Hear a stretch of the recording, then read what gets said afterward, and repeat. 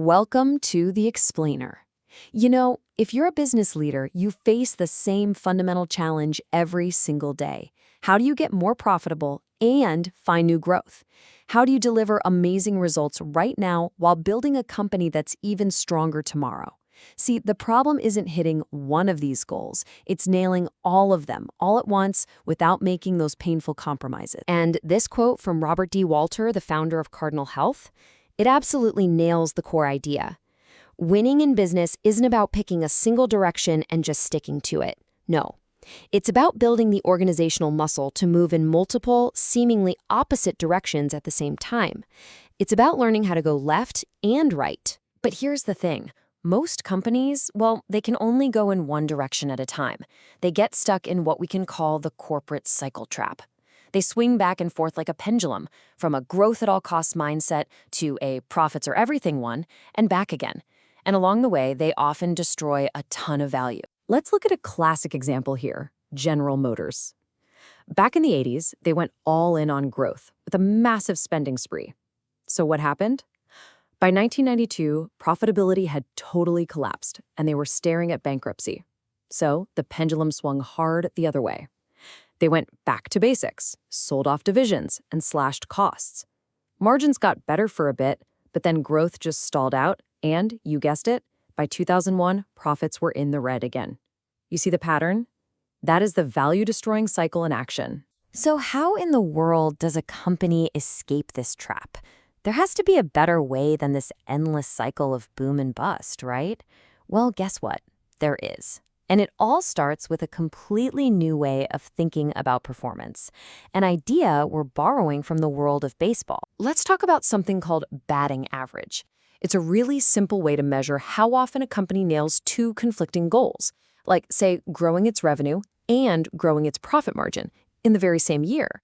So if they pull it off in 6 out of 10 years, their batting average is 60%. It's a direct measure of their ability to go left and right. And as we're about to see, it has a huge connection to total shareholder return, or TSR. And here's why that batting average is such a game changer.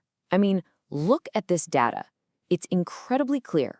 Companies that bat below 50%, they deliver an average shareholder return of just 6.7%. But those that bat above 50%, they deliver a whopping 17.6%. This ability to handle both goals at once, it isn't just a nice to have, it's the direct path to creating immense value.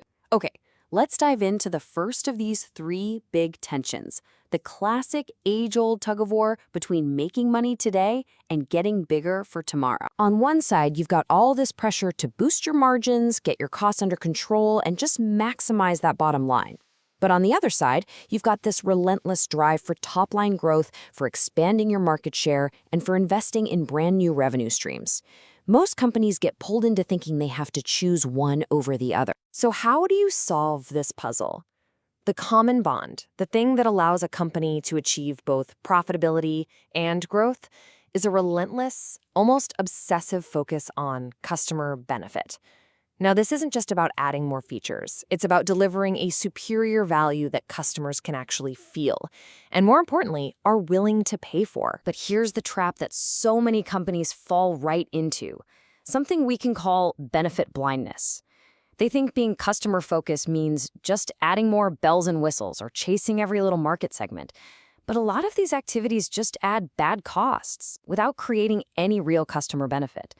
And that leads to the worst kind of growth, unprofitable growth. This case study just shows the power of getting this right. In the 90s, Nokia posted a phenomenal 88% batting average. Why? Because they understood the real customer benefit wasn't just making a phone call. It was about design, brand, and ease of use. Meanwhile, their rival Motorola only managed a 33% average. Nokia's laser focus on that common bond of customer benefit let them grow like crazy and do it profitably. All right, let's move on to the next tension, and you'll see how this starts to build. It's that constant, grinding battle between the short term and the long term. I mean, every leader feels this pressure, right? You've got the focus on current earnings, on hitting those quarterly numbers, and just satisfying the immediate demands of the market. But that's always fighting against the absolute necessity of investing in the people, the brands, and the technologies that are going to secure your company's future. So the common bond here, the thing that ties these two together, is a focus on sustainable earnings.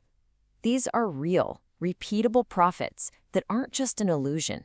They're not artificially inflated by slashing your R&D budget or by squeezing every last drop of cash out of an old, obsolete business model. The goal is to grow sustainable earnings, which, by the way, is a very different thing from simply sustaining earnings growth. The trap here is what we can call the circle of doom. It starts when leadership sets these heroic, totally unrealistic annual earnings targets.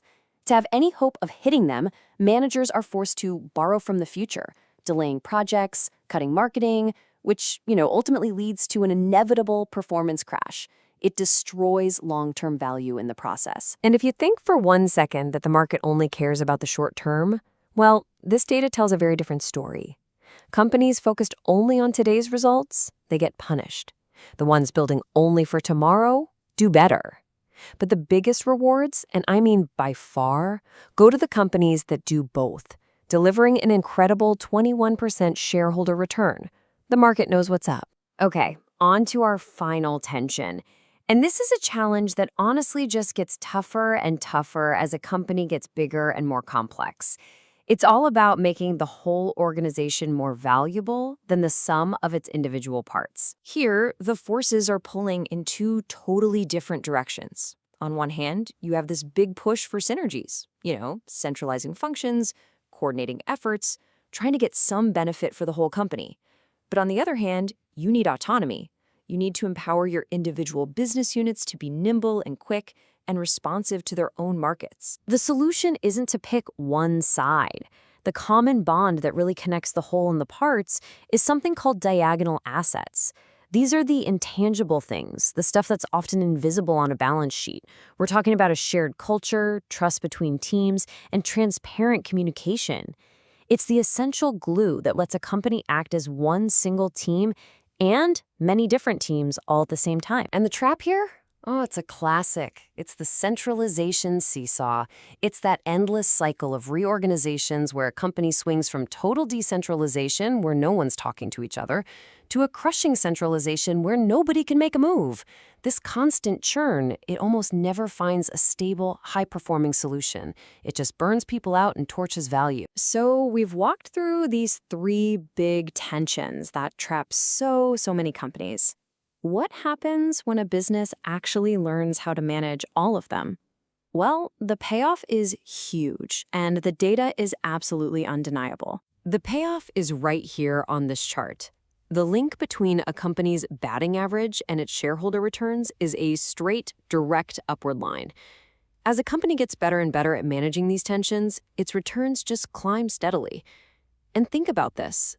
Just a 10% bump in batting average, just succeeding one more year out of every 10, correlates to 2 extra percentage points in annual returns. That is a massive payoff for learning to play the whole game. So, at the end of the day, what should you take away from this? It's that winning isn't really about managing the tensions themselves. It's about strengthening the three common bonds that resolve them. First, create a superior customer benefit to link profitability and growth. Second, build sustainable earnings to connect today and tomorrow.